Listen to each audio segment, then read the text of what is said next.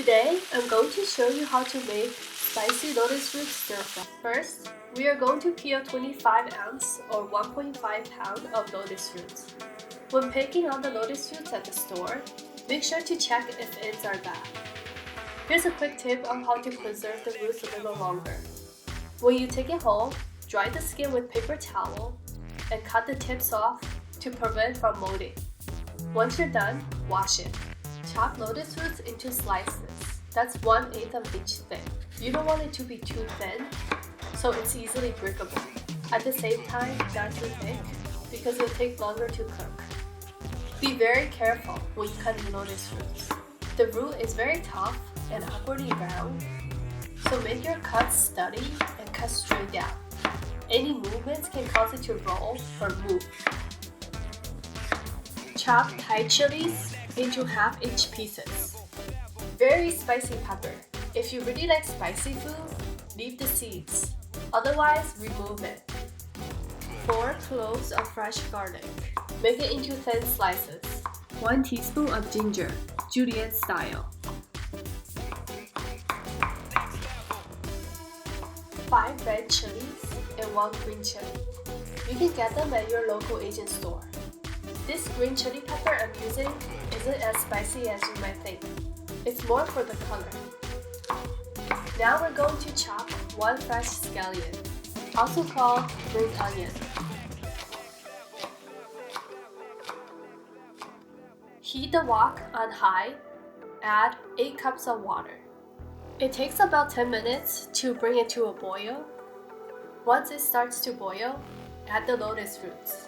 Make sure to leave the water. We are going to use it later. Stir a few times and let it cook for 1.5 minutes. Add 1 teaspoon of salt. Once you notice a color change on the lotus roots, use a drainer and take it out. Place it in a bowl of cold water. The reason for this is because it will give you a crunchier texture. Heat the wok on high. Let it sit for 1 minute. 1 tablespoon of olive oil. Add 1 tablespoon of Sichuan bean paste. Be careful, the oil is hot, and you don't want to get it on your food. Red and green chilies. Fresh ginger and garlic. Dried Thai chilies. Stir for a few seconds, and then add the lotus roots.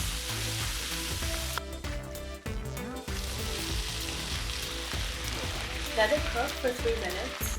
You want to stir a couple of times because you don't want the food to be stuck on the bottom of the pan.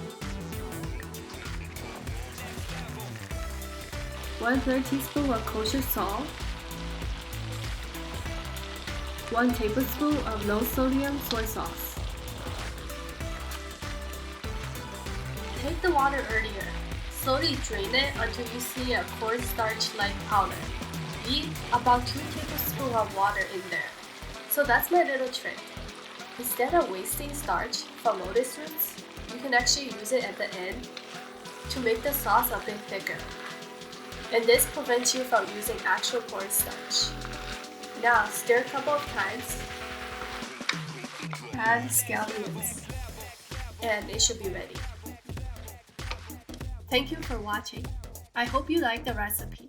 If you want to see more recipes like this, please subscribe and like for more.